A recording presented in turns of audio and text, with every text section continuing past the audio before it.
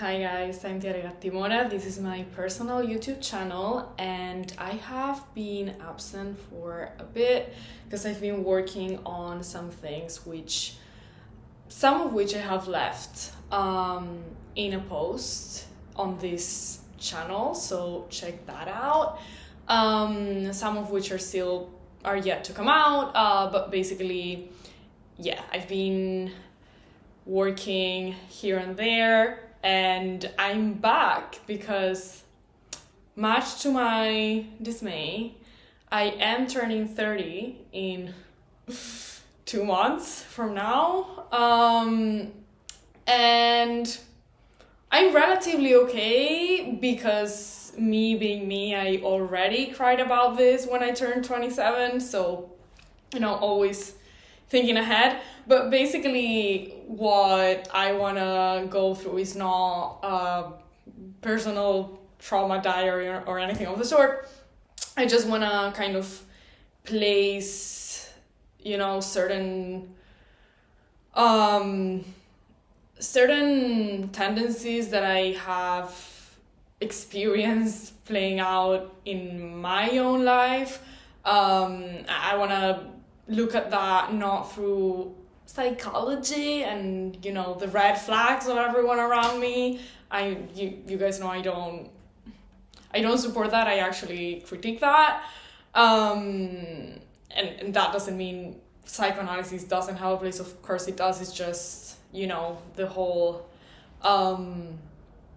trend around this, I think, is much darker and a lot less politically productive than one might think.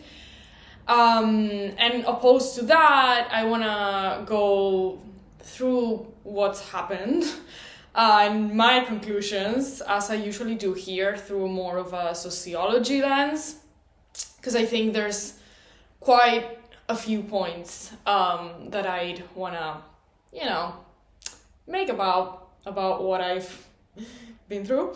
So basically, there's been two major points during my 20s that have really been, I think, definitely the two most important moments of my 20s, maybe of my life. And those are related to, the use of time and the sense of time and space and continuity and connection, and most interestingly, where that fits with the priorities that I picked for myself, and why I did that, like sort of what took me there in terms of not how I made, what you would think are personal choices. I think it's not as simple as that. I think the way that I viewed the world, if you will, or the way that I didn't view the world at all, maybe would be more accurate, has a lot to do with the zeitgeist that I found myself in, which was very much replicated in my family home, as I've said before on this channel. And that's the second sort of bigger event, if you will, like the realization of what I'd unfortunately prioritize and why, and what does it reflect. And thank God now I know I was in the wrong, but realizing that stuff has been utterly devastating, to say the least. But anyway, basically the first event when I was 21, I, came to terms with my own mortality, and cheerful video, I know, but anyway, I just couldn't believe like how short life was. And I realized that I've basically, up until that moment, it had pretty much only like really, really sucked. And it was like a shock, first of all, that I felt like I had even at 21, I felt like I had a lot less time than I would have envisioned and that I had sort of perceived up until then. But also there was that lingering feeling of I've basically 21 years to the bin. Like there was not even much at all that I would have salvaged. Sadly, it's not like that has changed a lot, but at the time I just felt, then how come everything sucks so much if we have such little time? So yeah, this time I was, starting to come to terms with how private property made no sense to me at all. And also moving around all the time made no sense to me at all. Spending 8 hours a day at an office seemed completely demented, and yet it also seemed to be like pretty much the only way things would ever go for me or most other people. So this just added to that sense of something is really off. And basically when I was 26 to 27, life just slapped me in the face. Like I just felt like I'd always loved Gone with the Wind, and I mean, you can go ahead and cancel me if you want just for saying this sentence. However, my view on the film is wildly different from what most people see in it. I think it actually pretty much just mocks the South, and actually to the point that I want to make, I felt like I was there in the last scene of that movie, because to me, partly it is about a woman who's very much trying to fit into a certain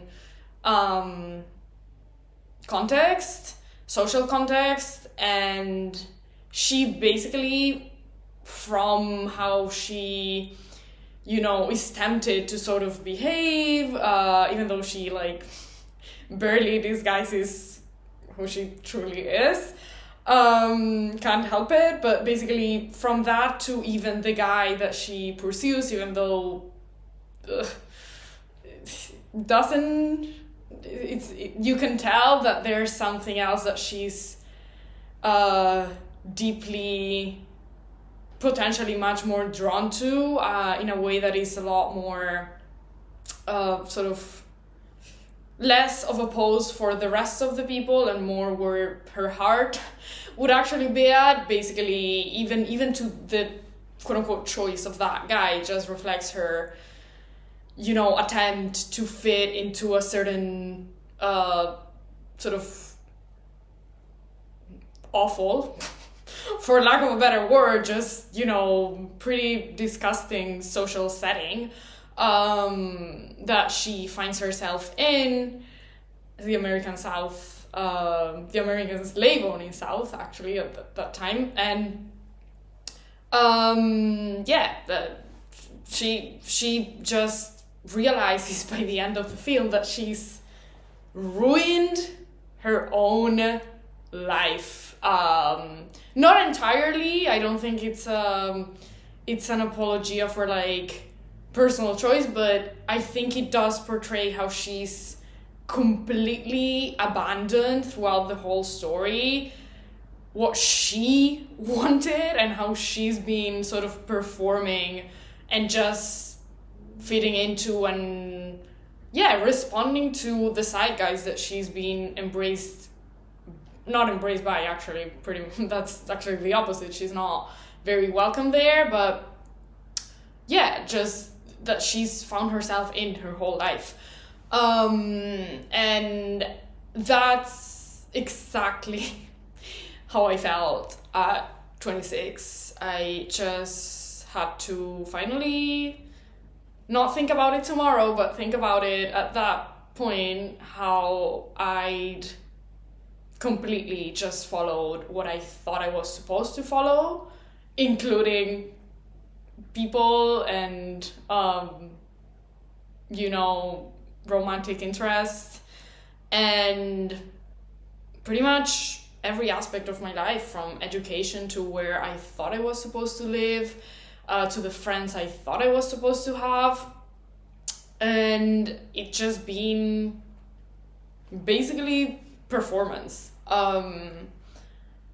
which I think is normal when it's very normal and even healthy to like wanna fit in and like wanna be a part of society. The problem being, given the zeitgeist I found myself in, there was no society, or at the very least there was a profound lack of, and that's what I talk about in this channel and in my work in general a lot, a total lack of connection to the past, of historicity, of hope for the future, of sort of a search for a human-centered project that had depth and that had a consideration of oneself and others as important, of relationships in general as important, and of humans as important overall, right? There was a lot of this sort of non-place situation of everything is in and around consumption, and sort of self-branding, and this sort of culture of achievement, especially within the professional-managerial class in which I was raised, and which I kind of find myself in. I'm definitely a failed professional a failed PMC, a failed professional managerial class individual, in the sense that I've been declassed, much like most professional managerial class aspiring people who are in the sort of arts, humanities, and then sort of creative, journalistic industries, if you will. And so, even though I definitely don't want this to be like let's blame parents for everything kind of thing, because again, I am very much against that sort of school of thought, I definitely will say the fact that my family was sort of in the professional managerial class arena definitely reflected in the sort of priorities that were sort of offered to me, and what my parents thought would have been important for me. And I want to read from Virtue Hoarders by Catherine Liu, a comment on this topic precisely. So what she says about the PMC having children is: preparing for a child is just the beginning of a torturous and expensive preoccupation for today's elites. PMC people are both terrified of and thrilled by procreation, because children cannot help but amplify social anxieties about competition. For Paula Fass, fear is one of the distinctive features of contemporary middle-class parenting, as middle-class parents imagine what an unsuccessful child might face in the future. And that fear, I have to say, was all around, and my parents were not even amongst the people who manifested this the most. Like, there were families who literally all they could think about is what kind of career, like, degree is my child gonna study so that they can have a good career. And for me, it was more like it permeated from other families, but even within my own, like, the opportunities I was given were very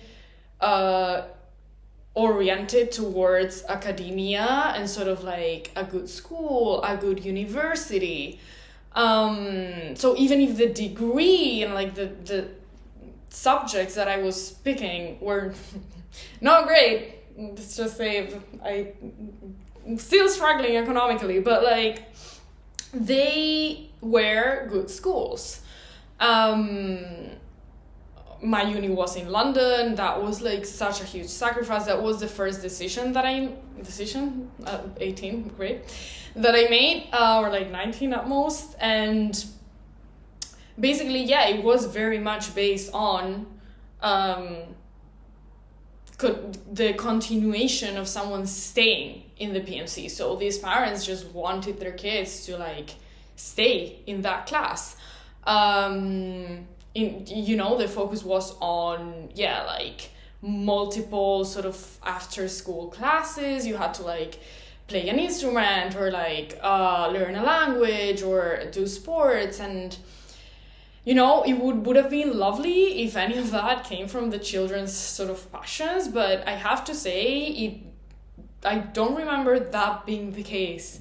And there was a lot of sort of the use that could be made of it. So it wasn't like, prioritizing a given instrument within school as like a part of a more sort of creative teaching method. It was more like, no, you have to do this because you need more like extra credits for like your university application. It was that kind of thing.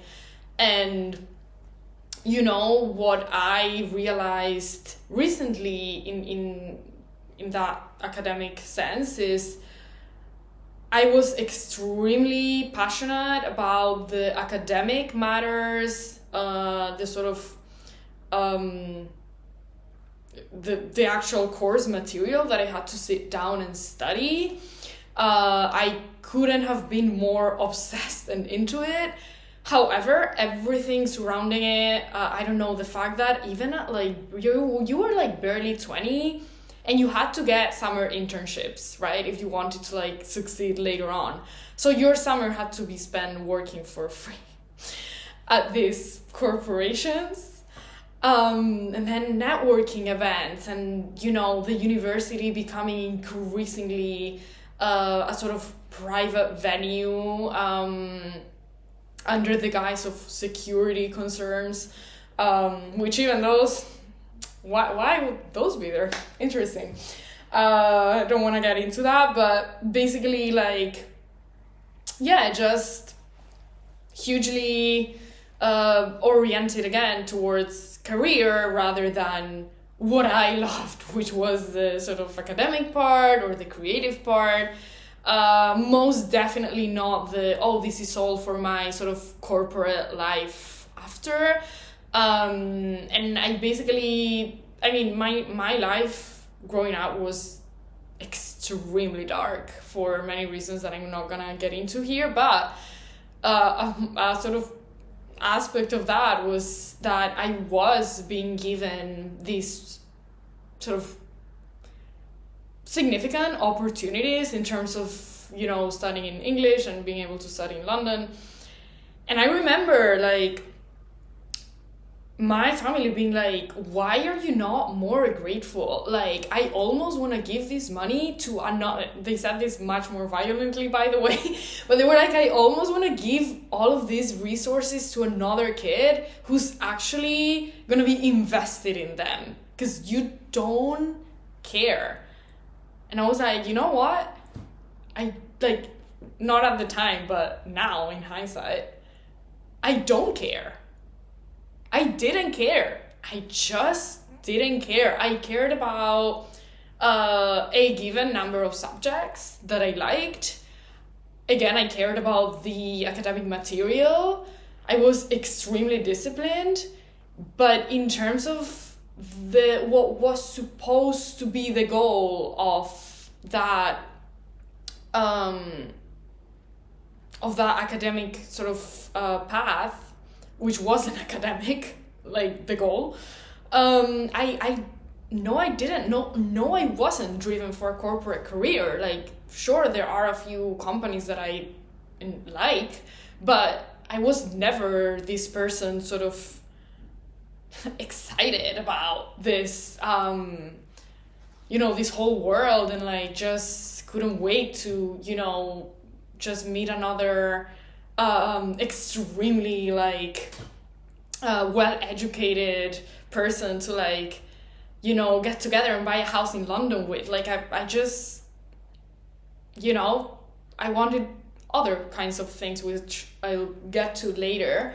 And I chose such a heavy path, such as, studying in London, which, shocker, I'm in debt. I am in debt still and will forever be, probably.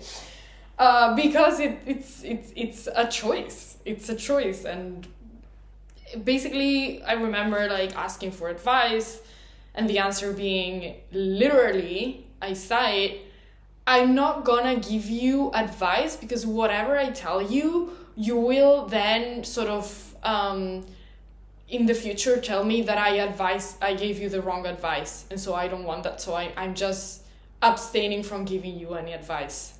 It's like, okay, no advice is advice. You're leaving me to listen to a world and most definitely obey as a teenager, without giving me any alternate view. It's like, at least give me something so that I can go against it. Like, why would that be such a tragedy? Like, how cowardly. And I want to read something from Christopher Lash's Haven in a Heartless World that really sort of spoke to me about parenting. Basically, he wrote, it is not surprising that many parents seek to escape the exercise of this responsibility by avoiding confrontations with the child and by retreating from the work of discipline and character formation. He continues, when parents cannot altogether avoid disciplinary decisions, they seek to delegate them to other authorities. The father cites the demands of his work as an excuse for assigning daily discipline to his wife. She, in turn, avoids the most painful encounters by invoking the ultimate authority of the father, threatening children with a fearful reckoning when he finally returns to the scene. Literally. Both parents shift much of the responsibility for the child's development to his peers, against whom, in the absence of firm standards of their own, they also measure the child's academic, athletic, and psychological progress. Yeah, which, by the way, also, are any of those really about what a child might want and like what they might be remotely passionate about, or even like a recognition of their class position, of the sort of context that they are going to find themselves in, and sort of where the priorities are going to lie. To me, it is brand making. You're raising a child as a brand, and part of that is you're not raising the child at all. You're leaving the child to absorb the zeitgeist they find themselves in without providing any sort of counter narrative or even an explanation. Like, I just remember being so utterly confused. And that's extremely sad given my grandparents were politically active on the left and in unions for decades. It's very sad that completely disappeared. But hey, children of the 60s, right? And the end of history. This is the result. And then I want to sort of go a little over my class position in the professional managerial class, because obviously, yes, I was given significant opportunity. Of course, like I said, given my choice of studying literature and film, which, I mean, great for your brain, but for your bank account, not so great. I wanna, read you guys from the end of history, because here you have a little bit of basically an analysis of the different parts of the professional managerial class and sort of where we stand right now. So this is what they say. In a 2013 reflection on the matter, Barbara Ehrenreich noted that the class now lies in ruins. At its wealthier end, skilled professionals continue to jump ship for more lucrative posts in direct service to capital. Scientists give up their research to become quants on Wall Street. Physicians can double their incomes by finding work as investment analysts for the finance industry or by setting up concierge practices serving the wealthy. At the less fortunate end of the spectrum, journalists and PhDs in sociology or literature spiral down, into the retail workforce. In between, health workers and lawyers and professors find their work lives more and more hemmed in and regulated by corporation-like enterprises. And then they say, on the one hand, the upper sections of the PMC, especially those who make up or are aligned with the political class, have suffered neoliberal order breakdown syndrome. The economic currents and political relations that promoted them to an enviable position in society have proved to be unsustainable, and now the barbarians are at the gates. They continue. On the other hand, the downwardly mobile sections of the PMC, and especially younger generations who have been impacted more acutely by rising rents and tuition fees than older generations who pursued higher education and bought property at less burdensome costs, have been driven to left-wing politics. This has energized social demands around material questions, especially concerning health, housing, and education across North America and Western Europe, targeting decades of neoliberal austerity. The downside has been to entrain some questionable politics in Tao. Amber Ailey Frost has depicted these issues as they afflict the DSA, the organization to have most benefited from the transformations just described. Unlike a functioning union, DSA, for all its alleged antagonism to capitalism, and I don't want to touch much upon DSA here, this is her example for now, isn't particularly antagonistic to capitalists. It does, however, produce innumerable segregated working groups, hyphenated interest clusters, extensive grievance policies, and long lists of priorityless political demands, all of which appeal to the anxieties of the PMC, many of whom have fallen and can't get up. This is a product of the tendency on the part of members of the PMC to not acknowledge their class interests, precisely because their formation emphasizes disinterested expertise. This generates pathologies whereby the PMC projects their concerns onto the working class, assuming themselves as the latter's guardian. When this finds few takers, the reaction can turn nasty. I find that extremely enlightening because those are the tendencies that I've experienced in my political organizing in the last few years, and they're grim. And I find myself in that position because, yes, I did study in these elite institutions, but I studied the wrong thing, and so I am in the lower part of the PMC.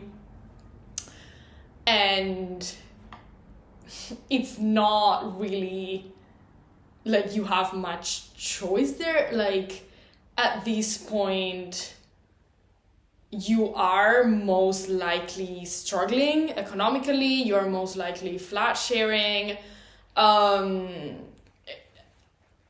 As long as you're not a manager, which in Southern Europe also a lot depends on who you know. But basically, the point is you still have some class ambiguity. And I think that's important to recognize, because for people like myself, it's either at some point or perennially. We've either, once believed we could enter the PMC, which that's also maybe why we went to elite institutions, which again wasn't really my thinking, even though it definitely would have been if I'd realized a little earlier how desperately bad the situation is in terms of what your life is going to look like materially. Like you really sort of to a point want to save yourself if you realize just the severity of the situation. But at the time, again, clueless, just trying to literally survive sometimes. And,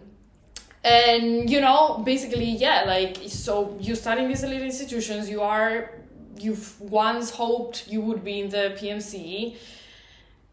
And now for people, again, like myself, you still have, academic capital, social capital, that is far above probably most people's. But still you are in a pretty terrible economic position. Also depending not just on the context, but on the property and general capital your family has, right? Your family has no property, good luck. I don't know what I'm gonna do. But I find myself absolutely there, and absolutely within a professional managerial class zeitgeist, including the people around me, because everything is so utterly segregated. It's not that easy to find people who are in another even headspace. And I have to say there are two social contexts, and they're not entirely unrelated, but they are distinct, that I found in my life. And this is one of the other things that I definitely made a mistake investing in. There are two distinct social circles that I find just terrible. One of them is the social context in the Canary Islands. Sorry, just my opinion. Literally one of the worst things that's ever happened to me in my entire life. This just goes on a personal level, because I just have not everyone, I'm talking this posh, and not all of them, but sorry, the vibe was disgusting. There's really no other way to put it. Like, these posh kids at this, posh schools that want to go to these elite universities. I was one of them, apparently. But a lot of them have this just hatred for, certain governments, such as the one in Cuba, Venezuela. And this is not a defense of those governments, but also the people who hate them with a passion are usually not the people I found to be the coolest. Sorry. There's a lot of that. There is a lot of sort of rejection of mainland Spain. It's a very sort of Latin American context, which I don't want to generalize. I'm just saying the part that I got to know, just no. just, to me, again, this was my Gone with the Wind moment of how did I waste that much time on these people? Like, it's, to me, it's tragedy. Like, why did I do that? It's extremely sad, because I understand it's extremely human to want to fit in. And I don't know, like, I guess when you like someone, it makes everything worse in that sense, but holy shit. One of the saddest, if not the saddest part of my life, wasting time on that. And again, not every single person. Please, like, get a grip. Anyway, other than that, and not totally unrelated, it's the PMC or aspiring failed PMC that I'm surrounded by now, because obviously that's where I went to uni. Most of these people are in this class, or their parents are in this class, and there is this sort of worship of like achievement, and your corporate career, and prioritizing that, and even, you know, seeing it as feminist, which is what I want to get into now, seeing it as feminist, as something that represents progress, as aspirational, and if you dare sort of not be into it, then, you know, it's suspicious. And so, you know what I'm gonna say. When this much obsession gets put into, you know, this corporate career, you are told, like I've discussed previously on this channel, that career should be what you should be wishing, what should be your desire should be oriented towards.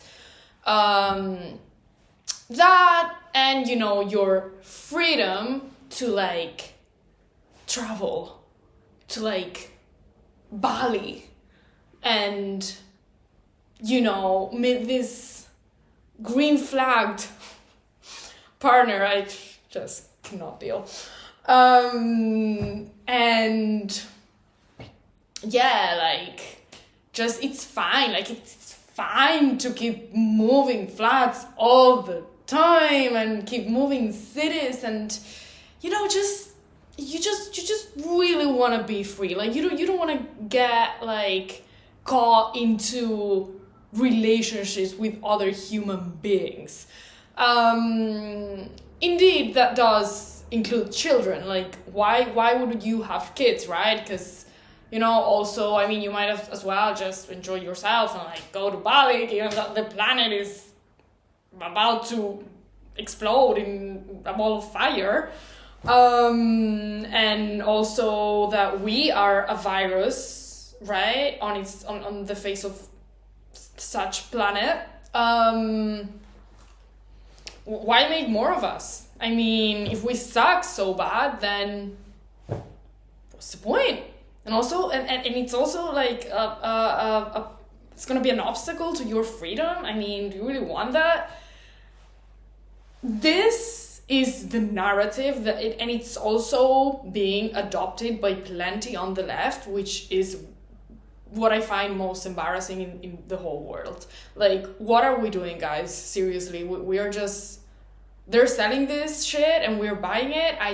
It's unbearable. Again, if you're interested in this, I do discuss through my videos what this like zeitgeist is, what this sort of anthropological capitalist proposal is for what we should prioritize and what we should escape from, and how that's related to the total loss of hope, of historicity, basically how it's related to the end of history.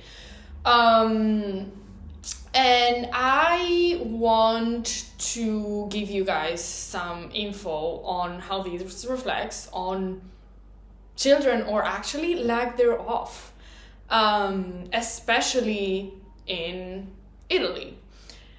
So basically, just to continue, I,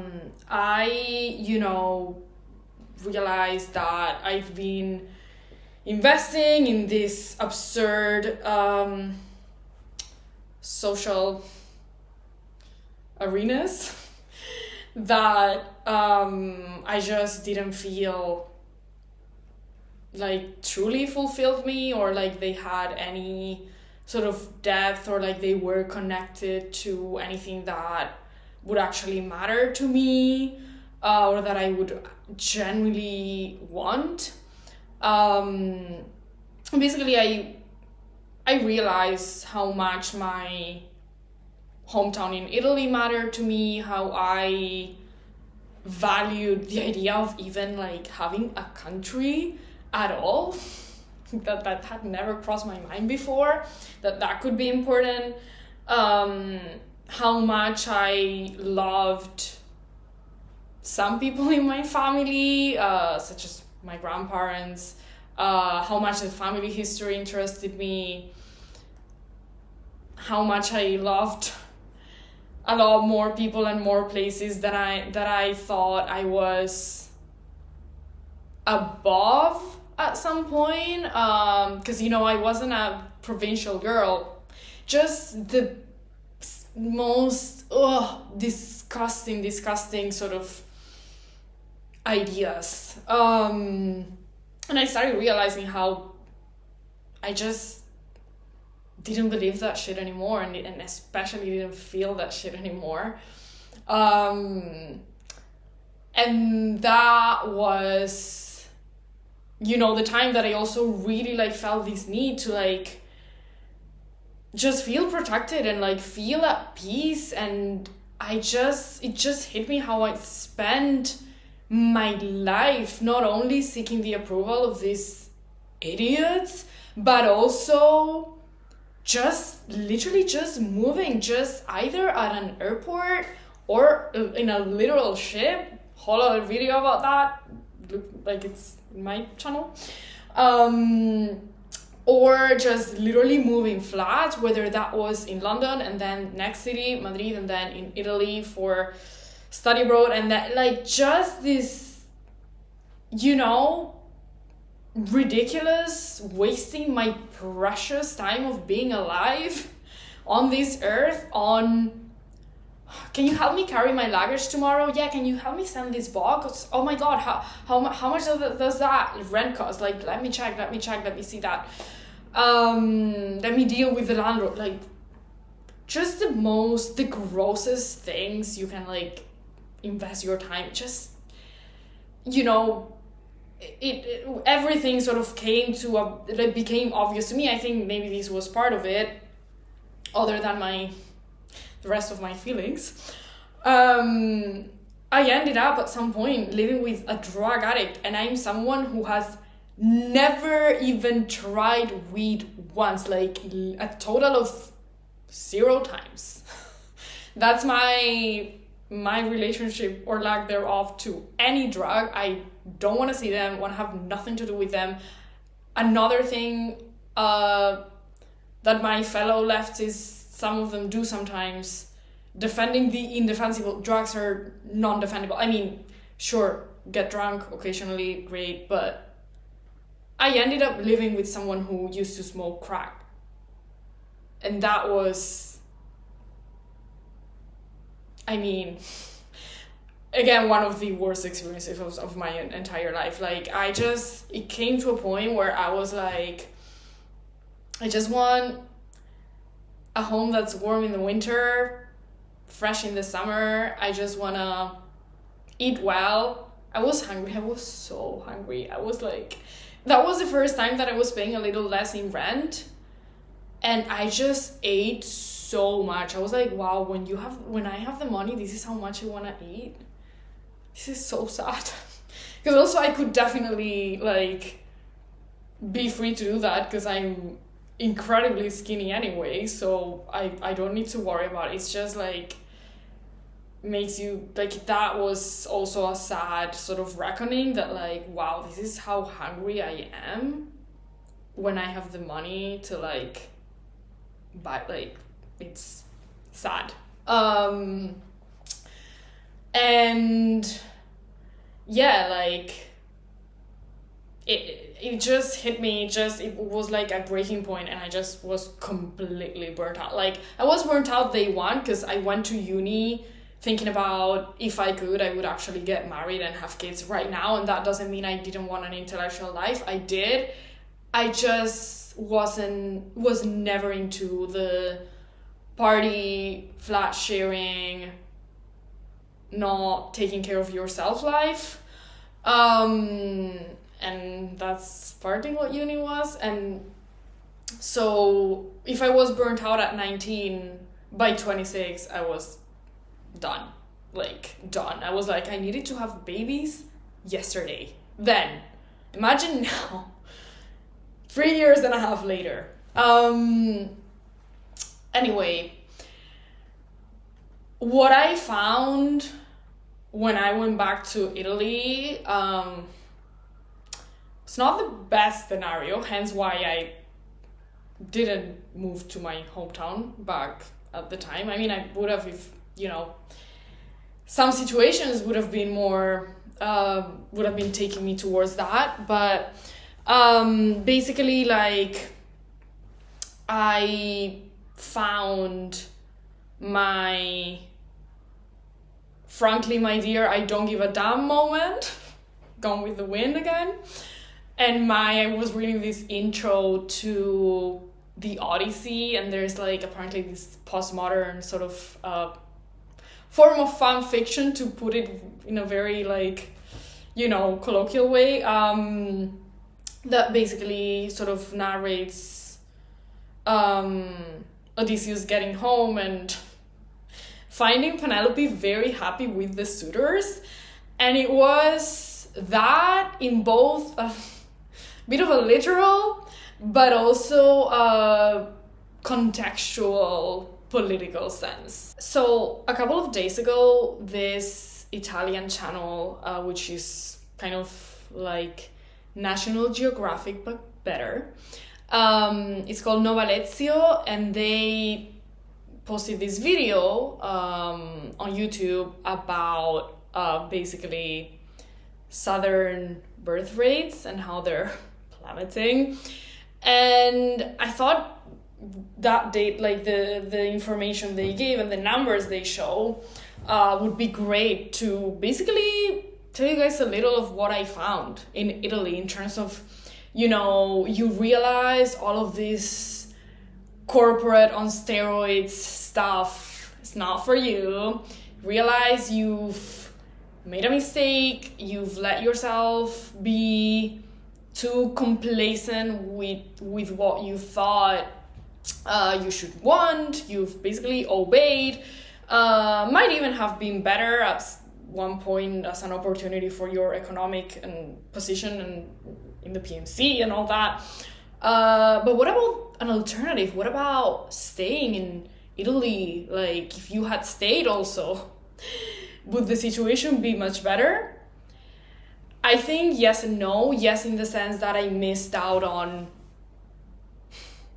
sacred things that I don't even want to get into it. But I am sad to this day that I didn't grow up in my hometown. I'm profoundly sad about it for many reasons. But basically, say I stayed there, what is the situation of the country, and say I wanted to have gone back at that point, or if I want to go back now on my own, what's the scenario? Can you go back if you want a more simple, quote-unquote, life? Well, like I was saying in this video, what they said about, for instance, birth rates in the country, is that in the West, the falling birth rates are concentrated in Eastern and Mediterranean Europe, In Western countries, the average number of children per woman has gone down from 2.6 in the 60s to 1.4 in the 2020s. Italy is at 1.2 as of 2023. So it's not looking great. And also, here's another bit of info. Today in Italy, the average age at which people leave their parents' home is over 30. Okay? So that's the scenario we got going on. And I'm gonna obviously leave the link to that video. It's really great. Everyone should watch it. And I also want to read again from the end of history on Italy, a little summary that I've quoted many times before, many other videos in my Italian videos. So here it is in English. The country has stagnated for 2 decades. Economic growth has flatlined since 2000. And its GDP per capita is slightly lower today than 20 years ago. Low fertility rates and emigration of the young has meant the number of Italian citizens living in Italy has fallen to 55 million for the first time in 90 years. Italy now trades on the inheritance of its past. It is a living museum. So that didn't seem like a good option to go back on my own like that, out of nowhere, to my hometown. And, it's just why a lot of people, even from my hometown, leave and end up where I ended up, in my kind of university situation. That is, if you're lucky enough to even aspire to a PMC position. If not, there's areas that are heavily deindustrialized, and there's areas where there are just no young people because they, like I just read, leave the country. So this is a little summary of the situation there and why it's not as easy as, oh wow, oh gosh, I made a mistake. Let me just pack my bags and go there and act like nothing happened. Yeah, well, that might have been a sort of solution when you realize you've, invested your time and your life in the wrong people, the wrong, professional arenas. But this is what you find. Cemetery, living museum, right? And, with children, again, in my channel, there's a number of videos where I focus on this, but basically, I think what I say in those videos repeatedly is that we are being encouraged to not have babies because, again, there is a total lack of hope in the future, and a total diminishing of our importance as humans. And I just think we are important, period. I think we are important. I think our presence in the world is what life is about. And that goes entirely against this idea that we are a virus on the earth. I think we're at the center of it, and we should be at the center of this earth. And, I think something has happened that parallels sexual freedom. Actually, I'm reading The End of Love by Eva Illouz, and she writes that sexual freedom, which was conquered through struggle, has now become a pressing rule. And I feel like, especially for women, this is also true of having babies. because it goes together with this idea of, like, isn't that leaning into thinking that we are important and that us in the world is good, us as humans in the world is good, and also this idea of, well, shouldn't you be only wedded to not be wedded, to just be floating around?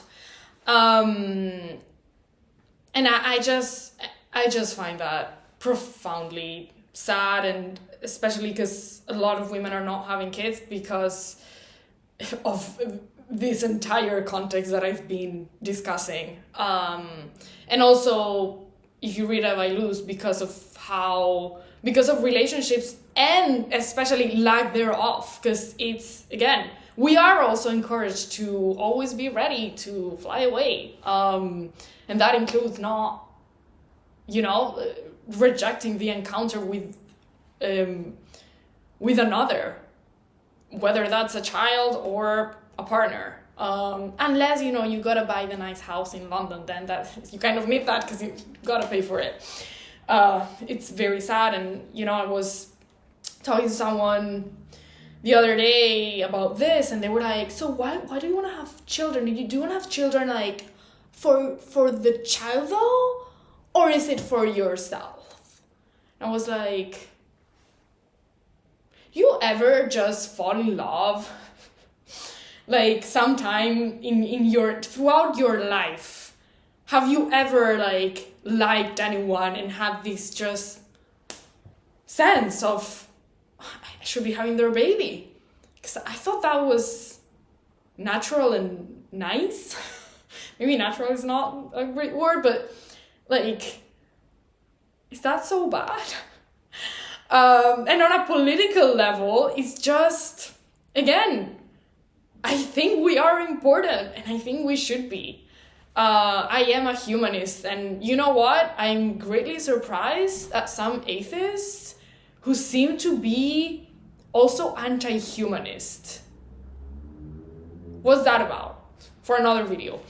But anyway, I want to end on something that I wrote the other day when I was actually very sad coming back from my hometown from the Christmas holidays, and I was just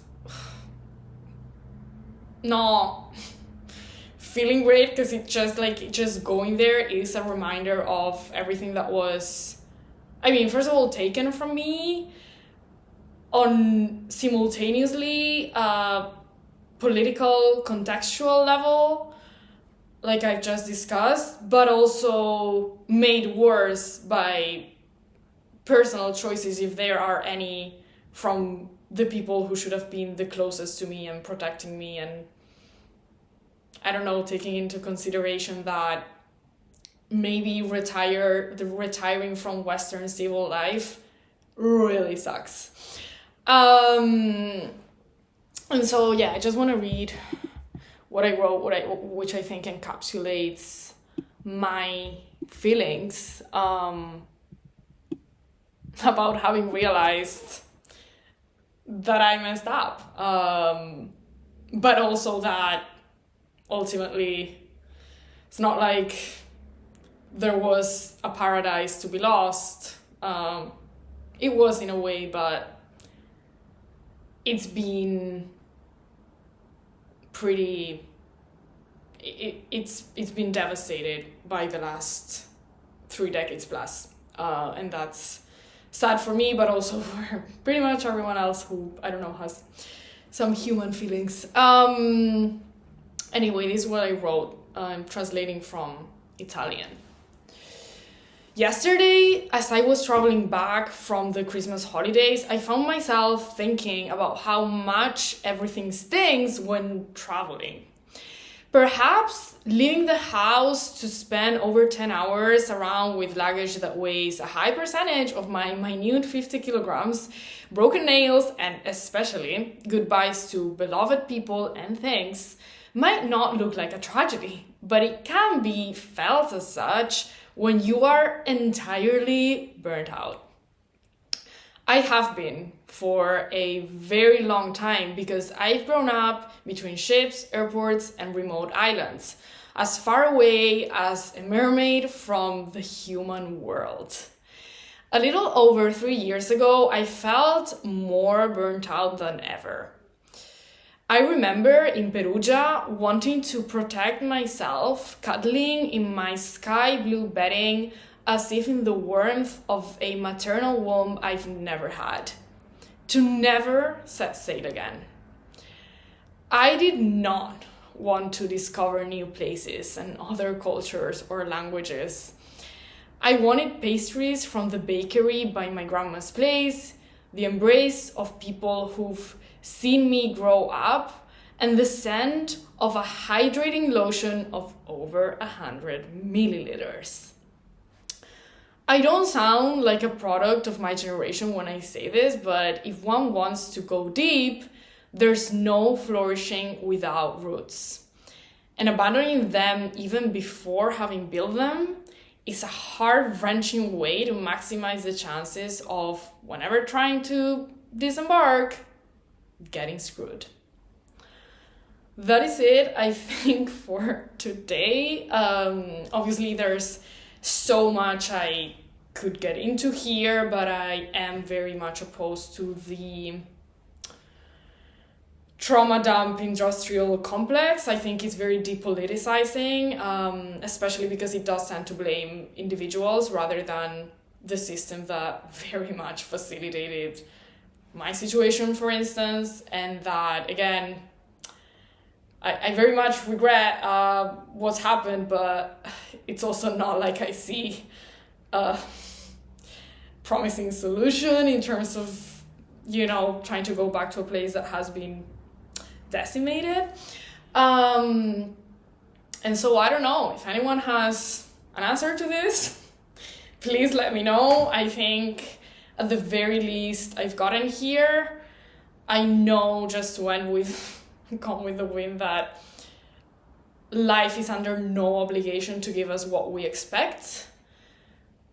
But at the very least, I've tried to. I've always known that, which I'm very proud of. And I've gotten to a point where I have a better understanding of why some contexts are quite sucky. And where the important things lie. Now, how to have a life dedicated to those is definitely not an easy task, given the context we find ourselves in. But maybe one of the important things is to work together to have the conditions for that to be the case, to be able to prioritize better things. That's it for today. I hope I'm back sooner this time. And I would love to hear anybody's thoughts. Very much open to criticism, very much open to that made no sense, which I could understand because there's just too much information on 30 years of life and of socio-economic, political context. So yes, let me know your thoughts.